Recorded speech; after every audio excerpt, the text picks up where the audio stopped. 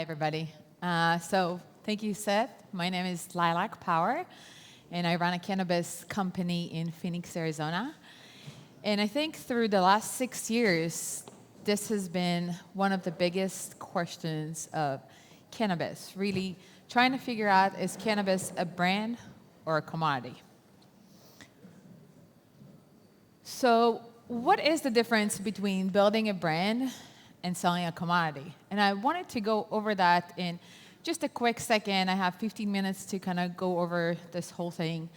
So what is a brand? A brand is actually a way for customers to relate to a product that differentiates itself. And that could be because of consistency, quality, price point, packaging, something that the consumer actually connects to that differentiates from other commodities. A commodity is really goods or services that can be across the boards very much alike and can be sold in different places, but really don't differentiate themselves as a brand. A brand really connects to the emotions, and this is what I'm going to talk about a lot in here. Connect to emotions, really make people feel something, and that is the basic of what changes with a brand versus a commodity. Commodity is price, brand is emotions. Keep that in mind as we go through this. So how do you create a successful brand? First of all, you have to think really, really well. Who are you talking to? Who is your market? And that could be very specific in terms of, are you really trying to target high-end, educated, female, males, younger, older, academic, professionals, really trying to think with everything you do, who is your target market, who you're talking to. The second thing is, how does the brand make them feel? And it's kind of weird to talk about that, but if you think about it, there's some logos that we see, and it makes us feel something. That is a successful brand, when you make people feel in a certain way. And that is what you need to do as a brand. The last thing is, what do you offer? So, with cannabis, we offer cannabis. With vape, we offer vape. But what is it beyond that? What is it beyond the commodity of a brand or an oil or an edible that differentiate yourself? What do you offer? An offering can be the product, but it can also be beyond that, right? If it connects to emotions, that could be, hey, we're also a give back company. So when you buy our product, we're also donating a portion of it back to the community. It could be we're hiring veterans or we're hiring people with disabilities. Whatever it is that make people connect to your brand is your offering. Constantly creating that emotion means constantly relating to the people you're trying to connect with, the people you're trying to attract. So, what is the ultimate commodity? When you think about that, that is agriculture, you think corn. With corn, when you go to the supermarket, you really look at the corn and you think, oh, this looks nice. I want corn. I'm going to buy it. The second thing you're going to ask yourself, if you're going to see two corns in the same grocery store, is what is the price? Because this is how you make the decision about buying corn. Now, there's other people that think a little bit more. Is it organic? Is it natural? There's other things that connect to the emotions for us as consumers. But mostly, the decision of corn is a decision of cost. This is what you want to stay away from with cannabis. So what is it? The choices means dollar. So if you talk about commodity, right? If we say white widow or green crack or sour diesel, commodity in terms of cannabis means there's a strain and different growers will grow differently. It will cost them differently to grow.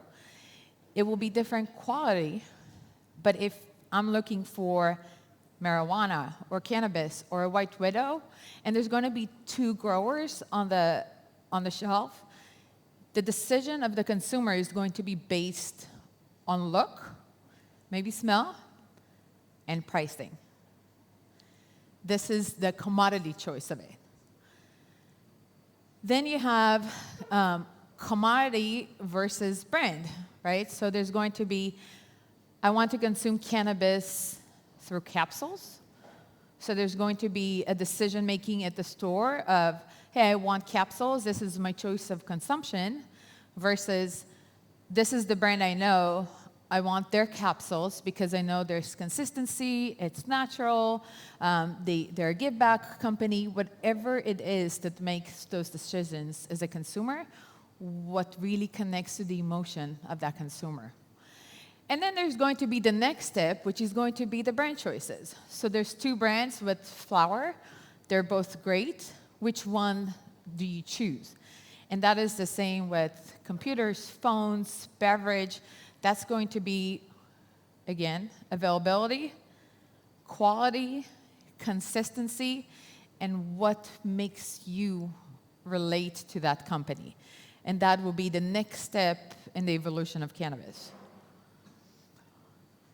So add value to the story, right? So again, you can say brand in terms of, this is my product, I offer quality, I offer consistency. If you have been in this industry, you will know that every grower is the best grower, and every grower has the best cannabis in the world. And then you can go the same with edibles and oil and technology, and everybody has the best. So once you establish that you are the best, how do you add that story to connect to people? Because brands, people don't buy the product, they buy your story. They connect to you. They connect to your people. So you have to add that story, and this is what social media has helped us do. This is what really communicating your give back program, being socially conscious, that is what creates that brand story. It connects to people. So then people can go to the store and make that same decision about, okay, this is capsules. They both look great. They are both available at the stores I want. What is the next step? Again, that emotions, that story is what will create the next level of connections to your customers. You want to get to the point that people will drive or look for your brand because they connect to it. And that is the story, that is the people, that is the beyond the product and the quality.